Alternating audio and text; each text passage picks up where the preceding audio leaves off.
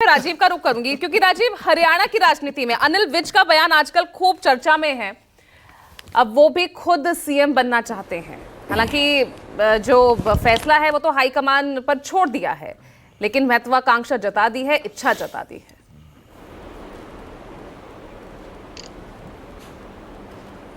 देखिए पूजा, हरियाणा में जब भारतीय जनता पार्टी के खाता खुलने का टोटा था, तब अनिल विज उस वक्त भी विधायक का चुनाव जीते थे। 5 बार वो चुनाव जीते हैं, तो ये कहने का हक उनका है और किसी भी राजनीतिक व्यक्ति को इसका पूरा अधिकार है। और सीनियरिटी के लेवल पर मुझे नहीं लगता कि उनसे पुराना भारतीय जनता पार्टी का कौन विधायक लगातार जीतते आ रहा होगा। लगातार मैं कह रहा हूँ, तो वो पुराने नेता हैं और अपनी पार्टी में लगातार बने रहे।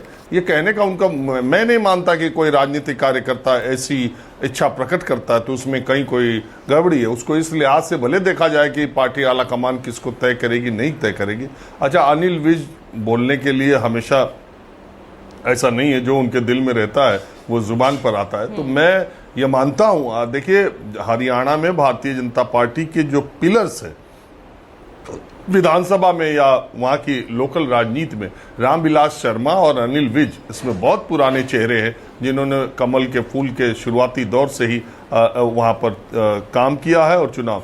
तो अनिल विज का ये, लेकिन सवाल ये है कि विधायक दल की बैठक, या पहले तो उसकी शर्त ये है कि पहले तो भारतीय जनता पार्टी पूर्ण बहुमत पाए या जुगाड़ से बहुमत पाए, और ऐसा स्थिति हो कि उसकी सरकार बनने जा रही है तो उसमें विधायक दल की बैठक, हाईकमांड की बात, तो उसके बाद ये बात तय होगी।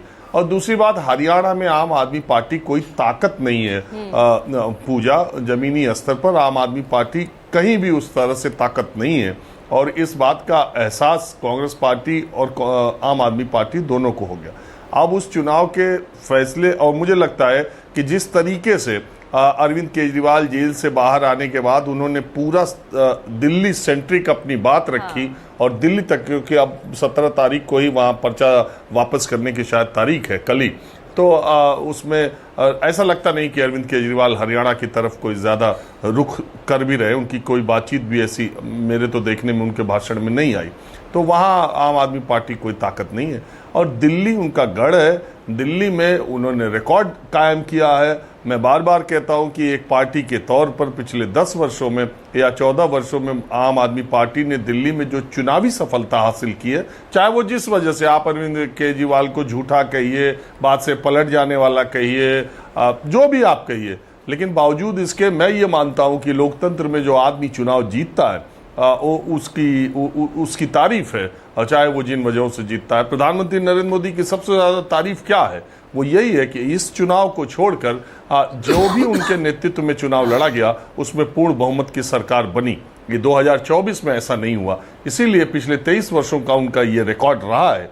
तो ये अरविंद केजरीवाल दिल्ली को अपना गढ़ मानते हैं, और दिल्ली का चुनाव उनके लिए एक परेशानी का बन सकता है, क्योंकि अरविंद केजरीवाल आम आदमी पार्टी वो पार्टी नहीं रही जो 2013 के चुनाव में जिस तरीके से आई थी। 2000 मैं बोलता हूँ ना, 2013 में हम लोग चुनाव कवर करने जाते थे तो नारा लगता था, निकलो आज मकानों से, जंग लड़ो बेईमानों से। तो लगता था कि एक नया आदमी भ्रष्टाचार के खिलाफ आया।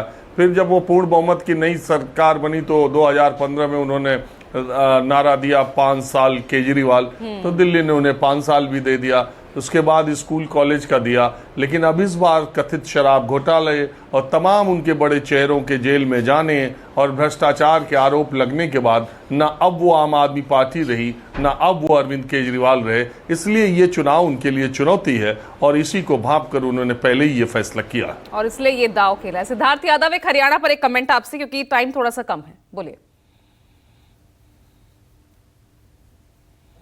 अनम्यूट कीजिए सिद्धार्थ। पूजा जी, हरियाणा के अंदर जिस प्रकार से 10 साल में भारतीय जनता पार्टी ने एक मूलभूत परिवर्तन करके दिखाया, मैं मानता हूं उसको चुनौती देने वाला कोई भी यहाँ पर ना इस पैनल पर। अनिल विज को बताइए ना, अनिल विज बनना चाह रहे हैं भाई।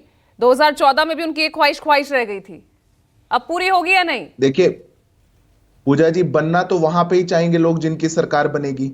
तो ठीक है, हमारे यहाँ भी इच्छा है, और हम तो एक बहुत कैडर बेस्ड डिसिप्लिन्ड पार्टी है। हमारे जितने भी सब सम्मानित नेता हैं, सब वो काबिलियत रखते हैं कि उनको कितनी भी बड़ी से बड़ी जिम्मेदारी दी जाए वो उसका निर्वहन कर सकते हैं। हमारा शीर्ष नेतृत्व इसका निर्णय लेगा, इसको तो हम डिस्प्यूट ही नहीं मानते, इसमें कोई गलत बात नहीं है। अनिल विज जी इतने सम्मानित नेता हैं और वो चुनाव लड़ रहे हैं स्वयं, और वो बात वही इतिहास ना रचेंगे सिद्धार्थ, इस पिछले बार। 10 साल में इस तरह की मांगे नहीं उठती थी, लेकिन अब थोड़ी पार्टी की स्थिति डामाडोल होती नजर आ रही है, बगावती सुर उठ रहे हैं, तो सीएम फेस के लिए भी दावेदारी उठनी शुरू हो गई है।